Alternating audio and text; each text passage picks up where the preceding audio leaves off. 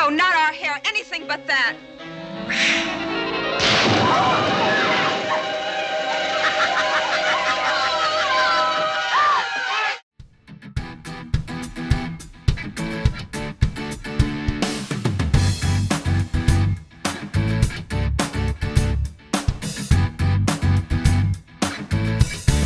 Hey everybody, this is Perch. I've been reading Catwoman Lonely City, so I've been enjoying that book quite a bit.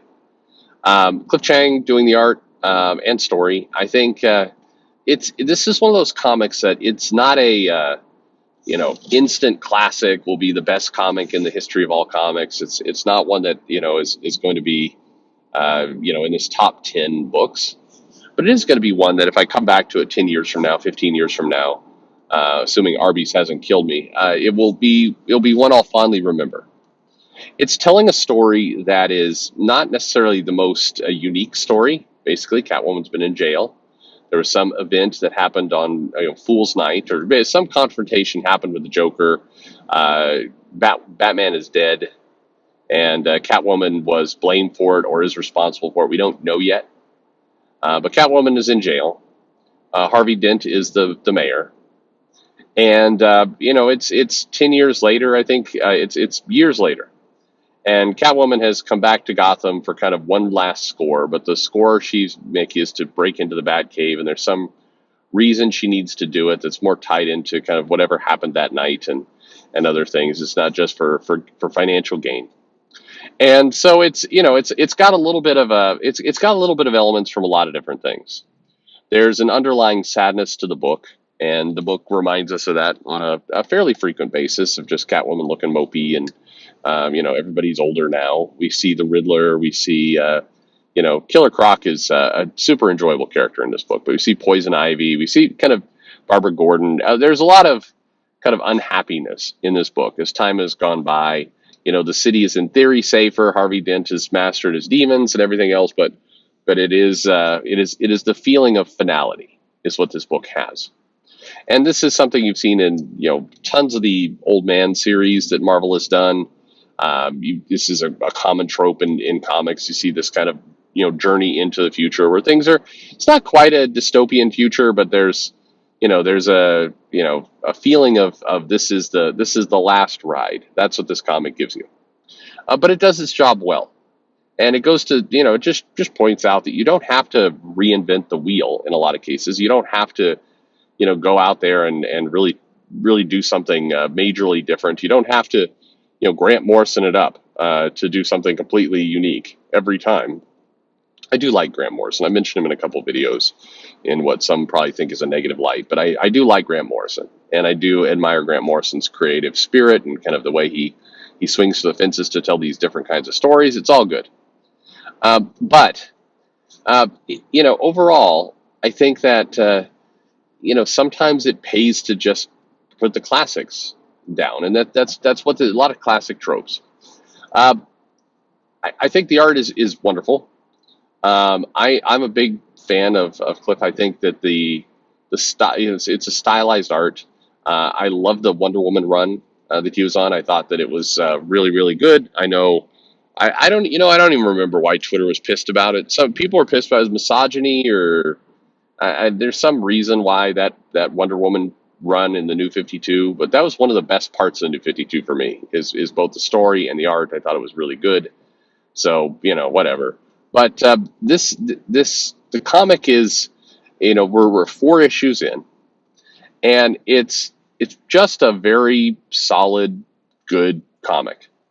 If it comes out in trade, I think it would read really well in trade. It's got a lot of material to it. It's Black Label, and it's one of those comics that, again, it's not the kind of thing that's going to be a top #1 seller, but it is giving you a very nice stylistic view of Catwoman and kind of the entire series and everything that goes on there, and the callbacks to Gotham characters are nice. As I mentioned, Killer Croc is just a wonderful character in this whole thing. Just kind of goofy. Just if you can get your hands on it, I would definitely get it. It's over now. So I said all 4 issues have come out, and you can pick this up in trade. I won't spoil the ending to it because I really do think the journey of this comic is pretty valuable. But to kind of lay, as I've laid out the basic premise, we get to see Catwoman kind of put her gang together. We get a bunch of the kind of trope questions like, is somebody betraying them? There's some suspicious things going on.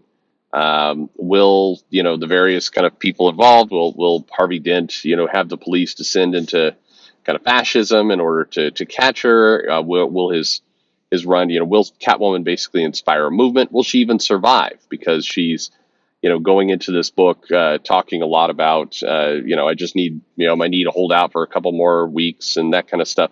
So it's like there's a lot of pieces there. We get to see Catwoman who's, more vulnerable. She doesn't have the same kind of power and agility she has, but we get to see a little bit more of her mind.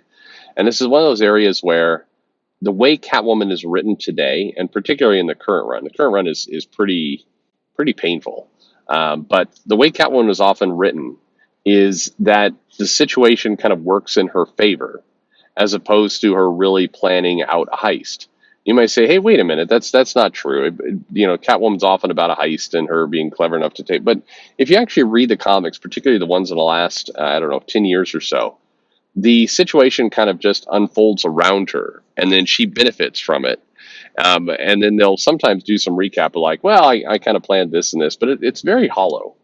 It doesn't. The character is diminished somehow with all the Bat-Cat stuff that Tom King did as well. Like, she's in this awkward space of, she's supposed to be a master thief, so we should see somebody who's insanely clever, really knows how to kind of work the situation to her benefit. Kind of all these different elements we should be seeing, but but that's that you get them in this comic. You get a Catwoman who's physically not at her peak.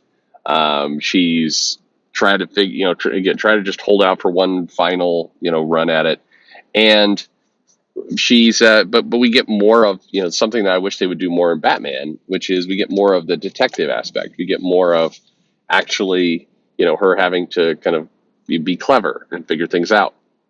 Coloring great, so it's a good series.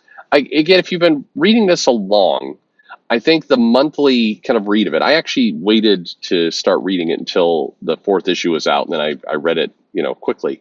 I think it will read a lot better in a trade, and I think you'll be able to really immerse yourself in the comic and get into it. But it's a solid run. It's a solid read, and definitely worth picking up. How should companies do stuff like this? I mean, I think that doing these kind of one-off, this is almost fitting into an Elseworlds kind of thing. It's clearly not part of continuity, or it's a possible future, that kind of stuff. I think that it's good for companies to try this stuff. It's not a requirement that they do. I think they can certainly get into doing it too much, but every now and then, it's a nice different book. So, trying to say some nice things about some comics. There are a lot of nice comics out there. Catwoman Lonely City, yeah, pick it up in a complete volume. It's just a good, solid kind of into the run. Not quite a heist story, but a lot of different elements going on, and it's just enjoyable. Best comic of all time, no, but an enjoyable read, and one that I think you can come back to again years later and have a good time with it. So let me know, are you reading this book? What do you think? What do you think of Cliff Chang's art in general, his storytelling?